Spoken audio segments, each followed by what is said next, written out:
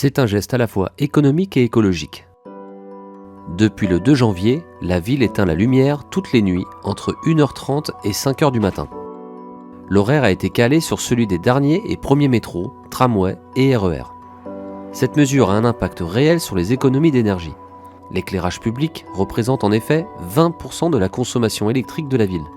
L'extinction des lumières dans les rues pendant ces 3h30 permettra de réduire la consommation d'énergie d'environ 28% et la facture d'environ 17%. Si l'on s'en tient aux tarifs appliqués en 2022, cela devrait permettre de réaliser une économie de plus de 85 000 €. Les jeunes villois seront consultés au printemps sur la mise en place du dispositif. Si la majeure partie des craintes concerne l'insécurité, il faut préciser que ce procédé a déjà été testé dans d'autres villes qui n'ont constaté aucune augmentation de la délinquance. 80% des cambriolages ont en effet lieu dans la journée et les caméras de vidéosurveillance dotées de batteries continueront à fonctionner. Les feux tricolores ne seront pas éteints et il n'y aura donc pas d'impact sur la circulation routière.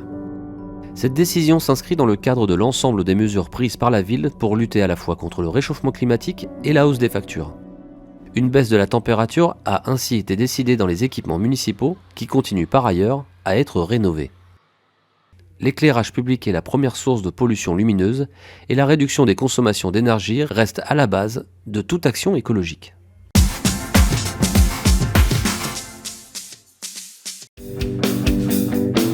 Il aura fallu 2 ans pour que le rez-de-chaussée de la mairie fasse peau neuve. Des travaux de grande ampleur où tout a été remanié. Entre le Covid, après on a eu les problèmes de l'Ukraine, on a eu tout ça accumulé, ce qui fait qu'on devait logiquement finir en juillet, je crois, juillet 2022, et on a fini au mois de décembre 2022. En fait, on a travaillé par couches, c'est-à-dire qu'il y avait le chauffage, l'électricité, après t'as le faux plafond, t'as la peinture. Donc dès qu'il y en a un qui est en retard, c'est ça le gros problème quand on travaille en plusieurs corps de métier, c'est qu'on dépend toujours de l'autre. Dans cet espace tout neuf, tout a été repensé pour faciliter l'accueil et la fluidité des rendez-vous. C'est avant tout un principe de simplicité pour que l'usager puisse trouver au rez-de-chaussée la majorité des démarches ou des prestations qu'il a à faire.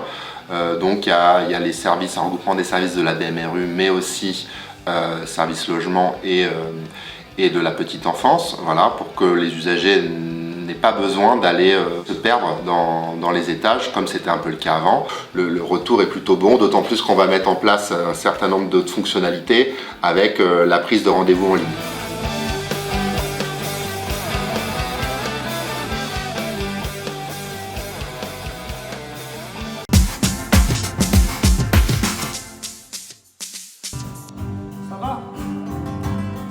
Juste avant Noël, à l'espace Nelson Mandela, le service jeunesse a décidé d'apporter sa pierre à l'édifice de la solidarité. Depuis 9 ans maintenant, le service prépare des repas pour des personnes ou familles dans le besoin. Cette année a un parfum particulier, car cela faisait 2 ans que le réveillon solidaire avait une forme différente, due au Covid. À l'époque, le repas n'avait pas lieu, mais une distribution était effectuée en porte-à-porte. Cette année, le réveillon solidaire revient comme avant. On invite des familles qui n'ont pas les moyens, des familles les plus démunies, à venir avec leurs enfants et à partager un repas donc autour du sapin. Et donc il y a un petit concert qui est organisé et des cadeaux qui leur sont remis à la fin. C'est des dons qui proviennent des jeunes villois, des entreprises. Une vingtaine de jeunes étaient présents pour préparer à manger et servir, avec tous un point commun, vouloir aider. Les jeunes sont très impliqués lorsqu'il s'agit d'actions solidaires. Ils sont très impliqués et ils aiment donner. Ils sont très contents d'apporter quelque chose, ils se sentent utiles en tout cas, à aider les plus démunis. Abdelmimo nous a récupéré. Mimo. Ouais.